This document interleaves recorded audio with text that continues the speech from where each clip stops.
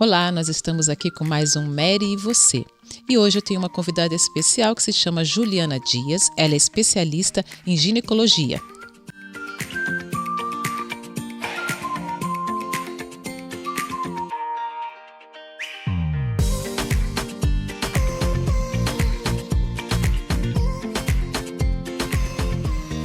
Então vamos lá, Juliana, muito prazer em recebê-la aqui conosco no Mary e Você.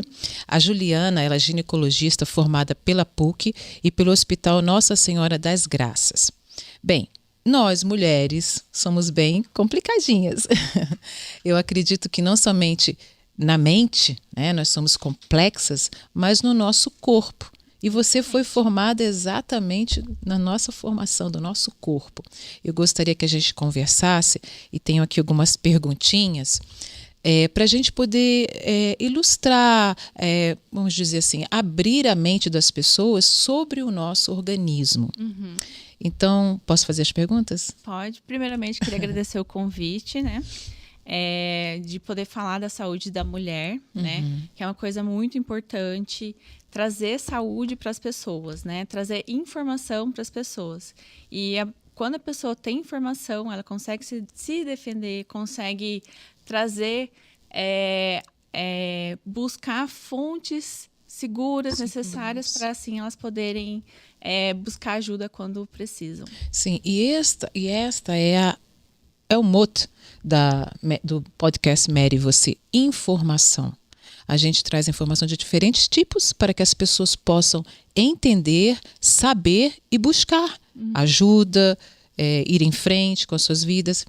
E eu gostaria de perguntar para você o seguinte. Espera aí que eu vou achar aqui a pergunta primeiro. Qual o método contraceptivo mais adequado para o perfil da mulher? Né?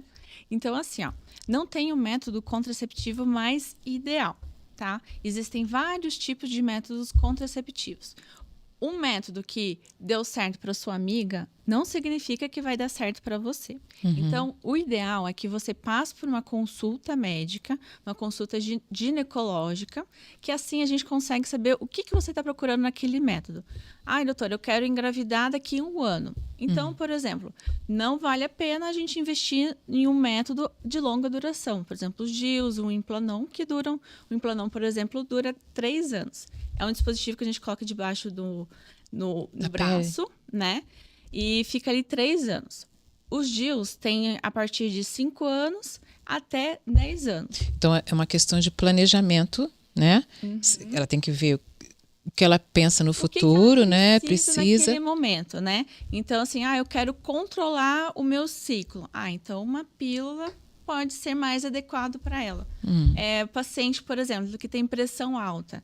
Tem certos tipos de métodos contraceptivos que não podem ser usados. Né? Olha, isso é bom dizer, né? Isso. Paciente, por exemplo, com MC mais elevado, mais gordinha, também tem certos métodos que são mais indicados para ela. Paciente que passou por uma cirurgia bariátrica, comprimido via oral, não é indicado para ela. Precisa passar por uma consulta para a gente definir qual método que melhor para ela naquela situação. Não somos nós que vamos decidir o que é melhor para nós, mas o profissional, né? Que ele vai sentar e conversar e ver. Porque o que eu falo de nós não decidirmos? Porque às vezes conversa com a amiga, olha, foi tão bom para mim, Juliana, olha, te aconselho, porque funcionou para mim. Mas o organismo desta outra amiga é diferente, né? Exatamente. Tem outros agravantes, né? Exatamente. Entendi. Tem muitas pacientes que chegam já com uma... Doutora, eu quero colocar o DIU. E a gente conversando, vê que esse método não seria o ideal para ela. E uma coisa que o paciente nós mulheres, a gente tem que colocar em mente, que um método não é definitivo. Né? Então, por exemplo, se eu não me adaptei àquele tipo de pílula, não significa que nenhuma pílula anticoncepcional serve para mim. Não, porque tem diferentes tipos de pílulas, né? Então, assim, conversando com o médico, a gente vendo qual que é o melhor para você, a gente consegue realmente achar um método contraceptivo ideal para você, que não significa que é o ideal para sua irmã. Sim. Para sua irmã também? Para sua irmã. Olha, até a sua irmã. Isso. Quando devo fazer uma consulta a ginecologista? Porque tem gente que, vamos dizer aqui, tem muito tabu, tem medo, tem vergonha. a doutora é uma mulher, mas outras nós temos profissionais homens. Né? Eu já fui a muitos ginecologistas homens. Tem gente que não vai de jeito nenhum. E aí, nem homem nem mulher. Foge também. E quando é aconselhável essa consulta? Então, tem muitas pacientes que eu recebo que elas nunca tiveram nenhuma relação sexual. Uhum.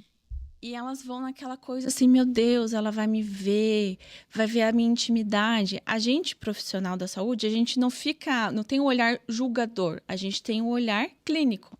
Para ver aquela manchinha, aquele corrimento que ela está se incomodando, o que seria, o que a gente poderia ajudar ela, né? Uhum. Então, assim, a primeira consulta na minha especialidade de ginecologista, o ideal seria que aquela menina já que começou a menstruar, após a primeira menstruação, que ela vai lá, tem contato com o ginecologista, vê que é o médico da mulher, que é o médico que todo ano a gente tem que ir lá fazer os exames, fazer o check-up, que daí o ginecologista ele consegue abranger as outras especialidades, né? Por exemplo, na minha consulta, o paciente senta lá, mas sua pressão tá alta, acho melhor você ir para o cardiologista, né?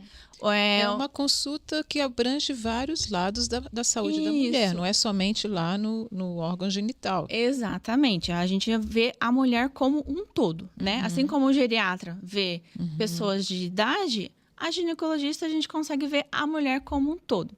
Então, assim, a partir da primeira menstruação na menina, é ideal já começar para ter o primeiro contato. Mulheres que desejam iniciar a vida sexual, também é interessante passar por uma consulta para a gente pedir os exames. Pacientes que querem engravidar também, e antes de engravidar, para ser uma gestação bem planejada. E durante toda a vida reprodutiva da mulher. Pelo menos uma vez ao ano. Pelo menos o ideal é uma vez ao ano, né? Sim. Daí, de acordo com cada necessidade, a gente precisa encurtar esse encontro. Que até mesmo a doutora vai indicar os exames necessários, né? Para ver como está a saúde, a mamografia e outros mais, né? Exatamente. Há algo de estranho em minha secreção vaginal? Por exemplo, se a mulher que está assistindo, ela tem alguma secreção? É uma queixa muito comum, né? Secreção vaginal.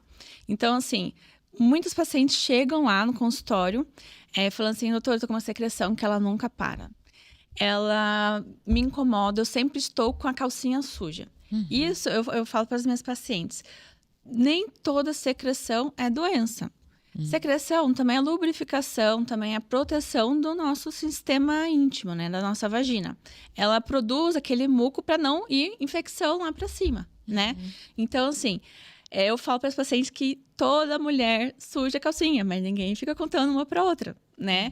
Então, assim, se não é um corrimento que dói, que coça, tem um mau cheiro, provavelmente é um corrimento fisiológico, né? Um coloração também, assim. Coloração também, assim. Também, durante todo o ciclo menstrual, a coloração do corrimento, ele muda, né?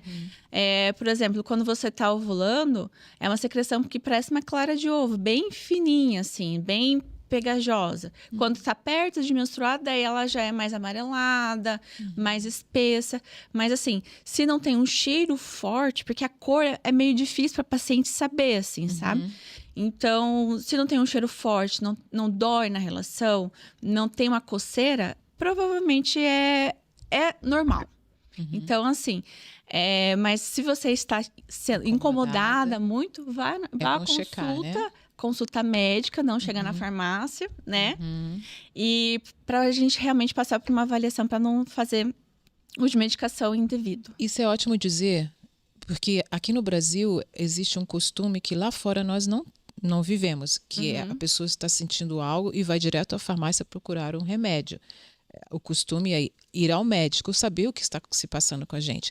E aí você vai na farmácia, é claro que eles querem vender, né? Até mesmo algo que não vai fazer diferença, mas eles vão vender. Ou não. Porque assim, você ir direto na farmácia, você está tratando o sintoma. Você não está tratando a raiz do problema. Então, você está escondendo o problema. Tá mascarando, né? Mascarando, E aí, mais tarde, pode se tornar algo pior. Exatamente. Então, essa automedicação é um problema dos brasileiros. É normal sentir dor na hora da relação sexual? Não é normal, tá? Então, assim, dor na relação, principalmente quando tem no comecinho, né? Quando tá entrando, pode ser uma infecção vaginal. E quando bate lá no fundo, pode ser alguma doença dentro da barriga, como, por exemplo, endometriose, né? Mas ainda tem outras disfunções ali do assoalho pélvico, né? Que às vezes a paciente passou por algum trauma, que daí ela não relaxa. Ou então que ela tem alguma atrofia vaginal, que daí é em relação à menopausa. Então, assim, dor na relação sexual não é normal. E até mesmo essas da questão da menopausa, há solução, né? Há como ela lubrificar para que não venha sentir essa... Porque assim, ó, a menopausa é a queda do hormônio feminino, que é o estrogênio, né? Então, essa queda, ela causa um ressecamento vaginal, diminui o libido, o paciente fica mais... Tem aquele famoso calorão, né? Então, dá para... Hoje em dia, a gente tem medicação que ajuda em relação à lubrificação.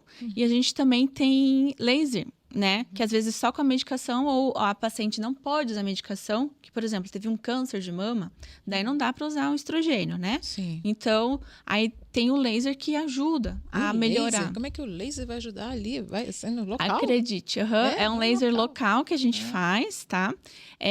Que ajuda na mucosa da vagina ficar mais forte e que aí não fica tão desconfortável na hora da relação, até para a paciente se limpar. Então, essa questão de menopausa é um peso para algumas mulheres, né?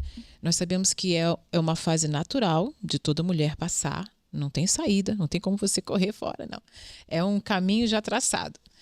Mas eu acredito que além do peso da falta dos hormônios, existe muita coisa na mente, né? Psicológica. Sim, porque assim, ó, a menopausa é uma fase de transição natural da vida da mulher, né? Então, ela ocorre ali por volta dos 50 anos, né? A menopausa a gente caracteriza que é 1 ano sem menstruar.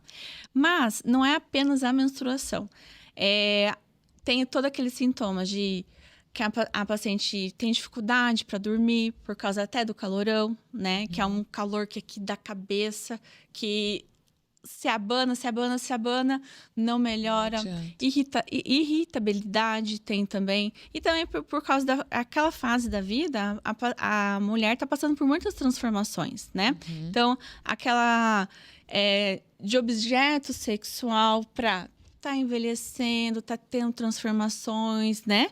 E às vezes a vida toda dela, ela ficou ao redor dos filhos e aquela fase que o filho tá saindo de casa. Bem ocupada, né? Sempre tudo em função dos filhos. E agora, com 50 anos em diante... faculdade, está em outra cidade. Aí ela volta para ela. Já tem namorada, já tá tendo a sua vida. Exatamente. Ou casou, saiu. Então, é a síndrome do ninho vazio. Exatamente. Daí ela tem que voltar os olhos para ela, ver...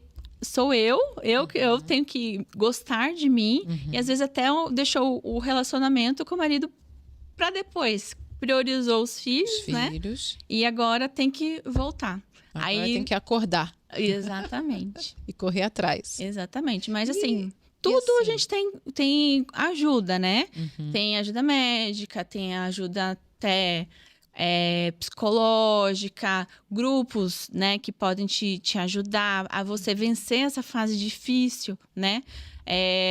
Com certeza, Deus também pode te ajudar muito, assim, mas sempre procure ajuda, não fique sofrendo sozinho. E existe também a reposição hormonal para aquelas que estiverem prontas a passarem, né? Porque ajuda também, né? Com certeza. O natural é realmente os hormônios decaírem, né?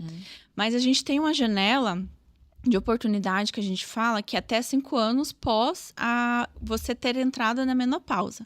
Essa janela de oportunidade, a gente consegue fazer uma reposição hormonal para que a paciente tenha mais benefícios, né? Então, assim, a pele continuar a ficar com mais colágeno, lá embaixo, na vagina, ficar com mais elasticidade, porque quando a gente vai envelhecendo, a gente troca músculo por gordura, né?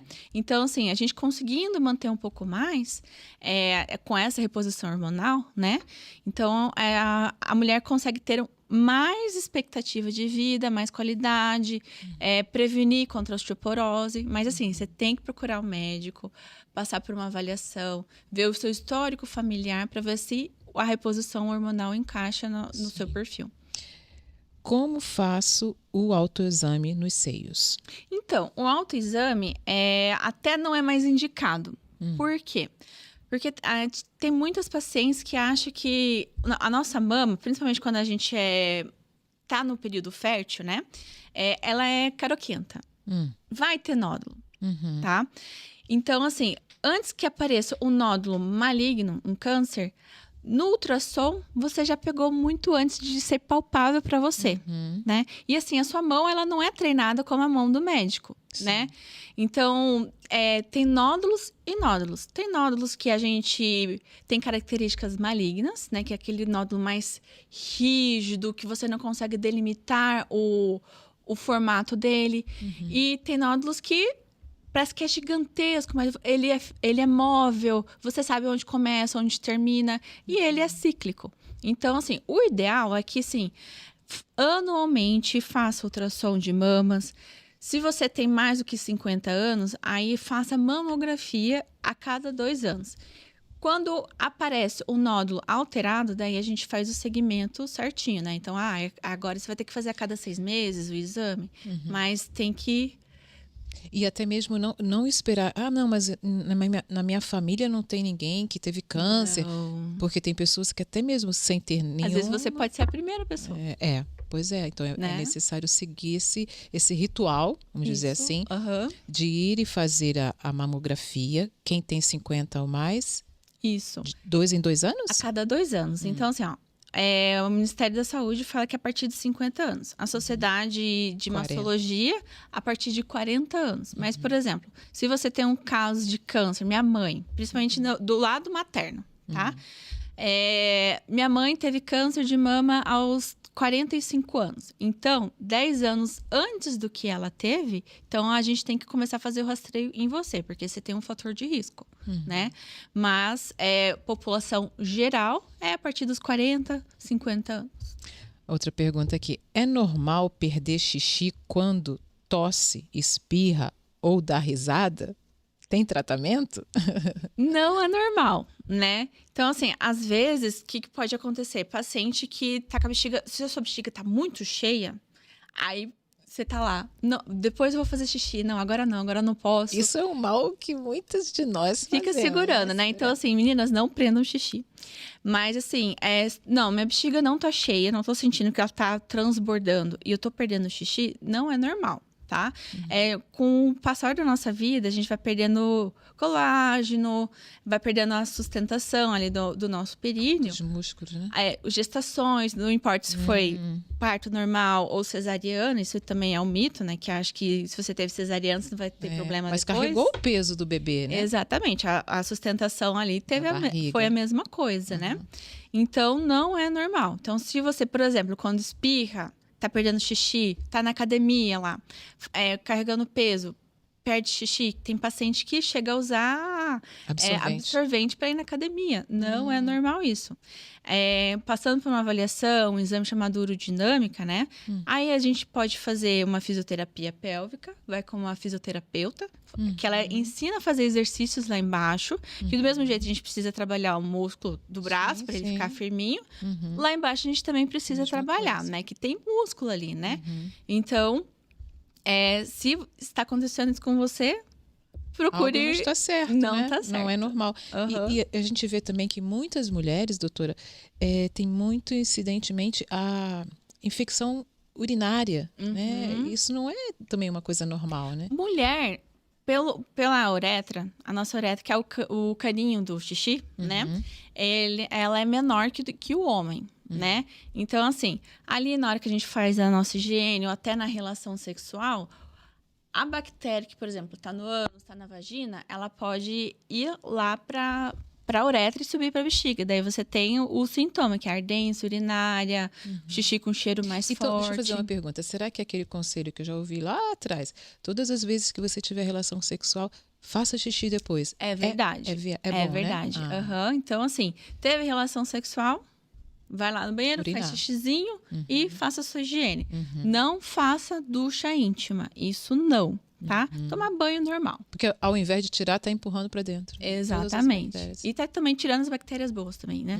Então, assim, depois de fazer xixi, depois de se ter relação, faça xixi. Sim. E também, se tiver essa reincidência de infecção, tem que avaliar, né? Ah, não, sim, Tem que, se você tá tendo muito episódio que a gente fala que são 4 episódios em um ano, né? Então, assim, isso é recorrente.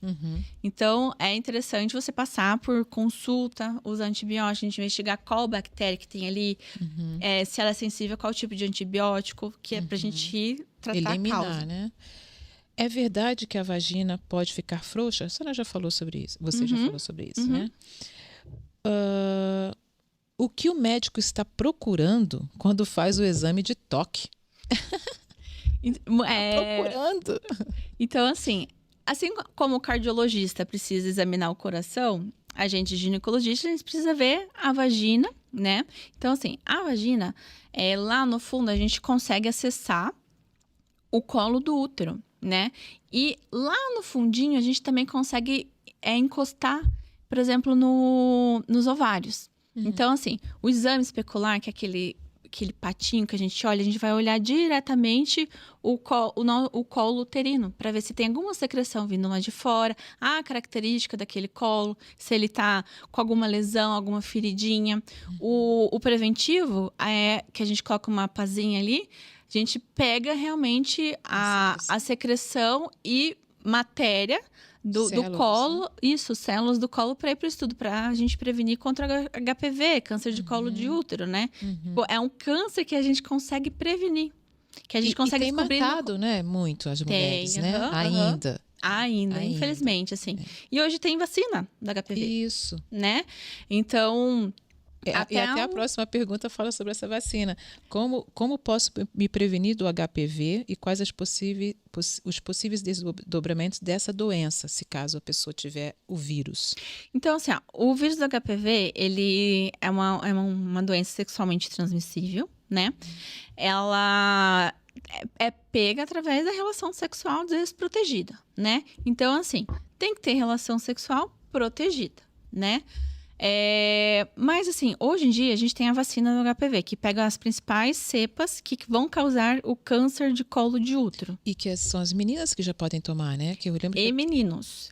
Meninas e meninos. 14, 12 anos? Quase. Isso. Eu lembro então, que minha filha tomou. Isso. Na unidade de saúde, essa faixa etária consegue fazer gratuitamente. Mas assim, eu já passei da faixa etária, da idade para fazer a vacina. No particular, você consegue fazer. Então, assim, eu indico para as minhas pacientes, principalmente as que nunca tiveram relação e também as que já tiveram relação, né? Para sempre ir fazendo a vacina do HPV. Então, para prevenir, a melhor coisa é a vacina e o sexo relação protegida e hábitos de vida saudáveis também, que ajuda a melhorar a sua imunidade ali embaixo. A próxima pergunta era sobre a mamografia, mas você já falou.